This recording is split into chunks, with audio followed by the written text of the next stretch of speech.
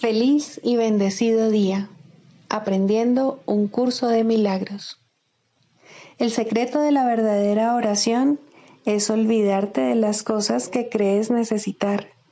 Pedir algo específico es igual que ver el pecado primero y luego perdonarlo.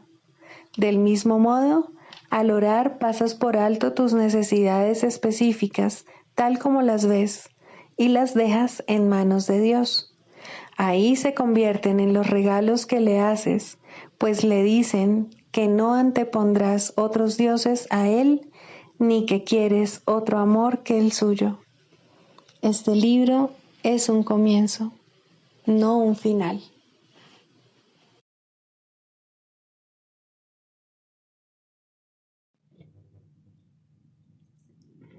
Libro de ejercicios. Pregunta 12. ¿Qué es el ego?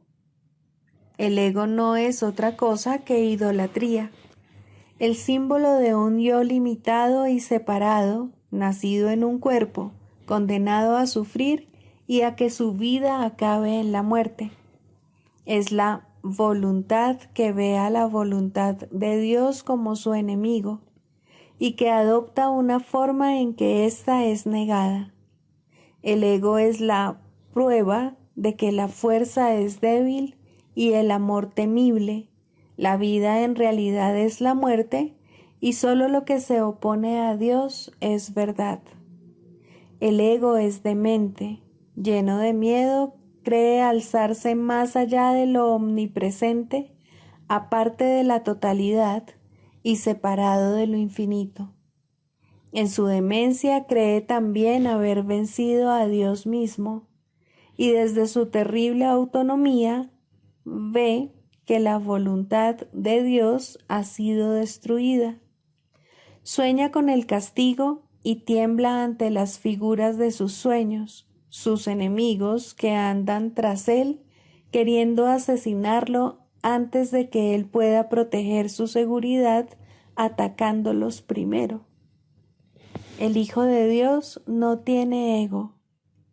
¿Qué puede saber él de la locura o de la muerte de Dios cuando mora en él? ¿Qué puede saber de penas o de sufrimientos cuando vive en una dicha eterna? ¿Qué puede saber del miedo o del castigo, del pecado o de la culpabilidad, del odio o del ataque, cuando lo único que le rodea es paz eterna, por siempre imperturbable y libre de todo conflicto, en la tranquilidad y silencio más profundos? Conocer la realidad significa no ver al ego ni a sus pensamientos, sus obras o actos, sus leyes o creencias, sus sueños o esperanzas, así como tampoco los planes que tiene para su propia salvación y el precio que hay que pagar por creer en él. Desde el punto de vista del sufrimiento, el precio que hay que pagar por tener fe en él es tan inmenso que la ofrenda que se hace a diario en su tenebroso santuario es la crucifixión del Hijo de Dios. Y la sangre no puede sino correr ante el altar donde sus enfermizos seguidores se preparan para morir. Una sola azucena de perdón, no obstante, puede transformar la obscuridad en luz y el altar a las ilusiones en el templo a la vida misma.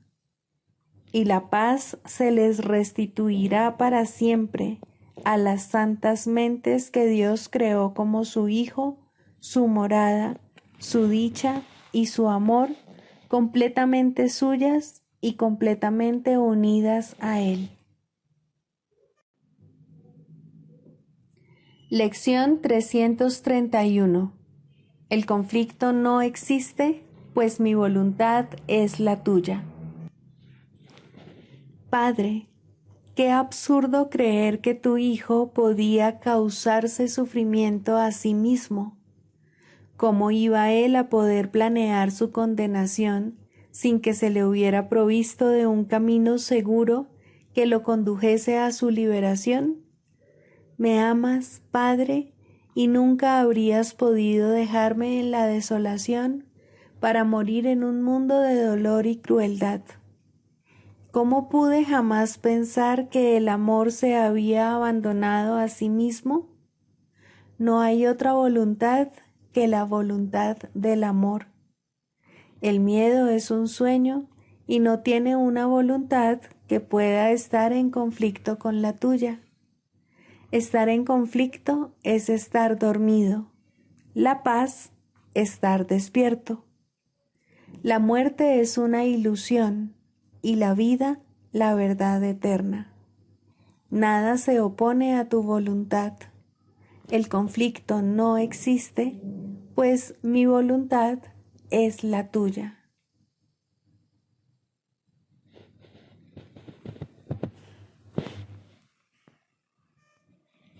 El perdón nos muestra que la voluntad de Dios es una sola y que la compartimos. Contemplemos los santos panoramas que hoy nos muestra el perdón, de modo que podamos encontrar la paz de Dios. Amén.